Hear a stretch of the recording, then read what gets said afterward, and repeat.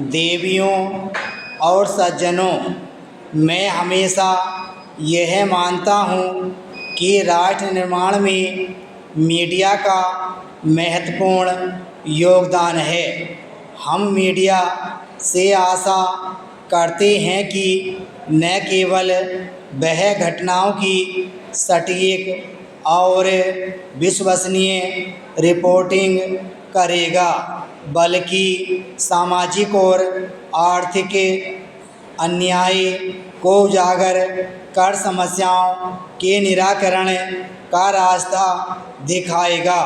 हम मीडिया से उम्मीद करते हैं कि वह किसी कार्य विशेष के बाद उसके लाभ और परिणामों के बारे में सूचित कर जनमत तैयार करेगा।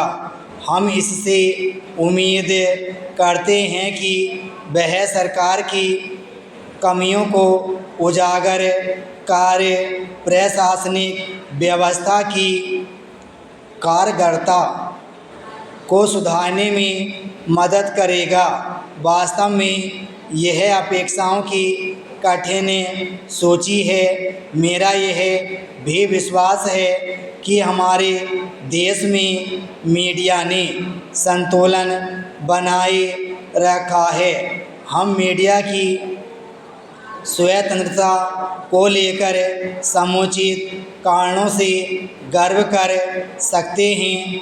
कई समाचार पत्र और टेलीविज़न चैनल हैं जिनके कार्य उच्च स्तरीय हैं और उन्होंने ऐसे कई मसले उठाए हैं जो हमारे देश और समाज के लिए अति महत्वपूर्ण हैं।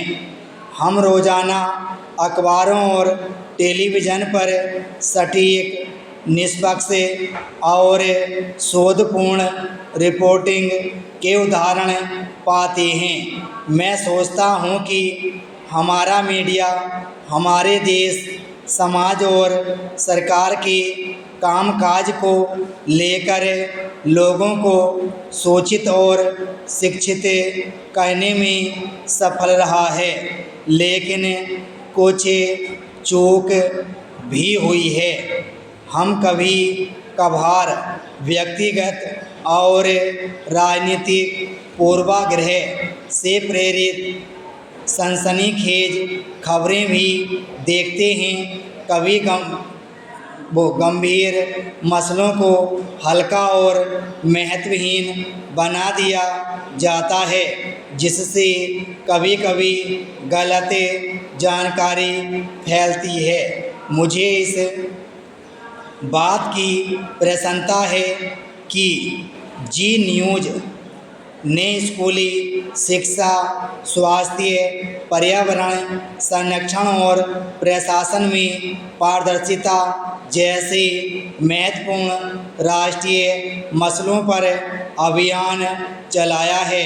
मैं आशा करता हूं कि आने वाले समय में और टेलीविज़न चैनल इस तरह के प्रयास करेंगे।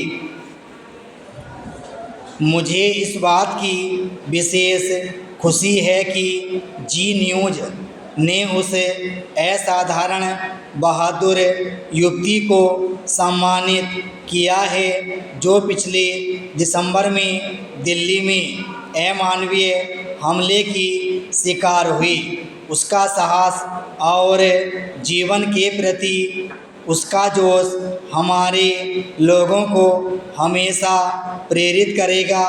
हम सभी को इस संकल्प के साथ उसके प्रति श्रद्धांजलि देनी होगी कि हमें उसका जीवन व्यर्थ नहीं जाने देंगे और अपने विशाल देश में महिलाओं की सुरक्षा और सम्मान को बढ़ावा देने का काम करेंगे। हम सबको एक होकर संघर्ष करने की ज़रूरत है। शायद यही उस लड़की के लिए सच्ची श्रद्धांजलि हो।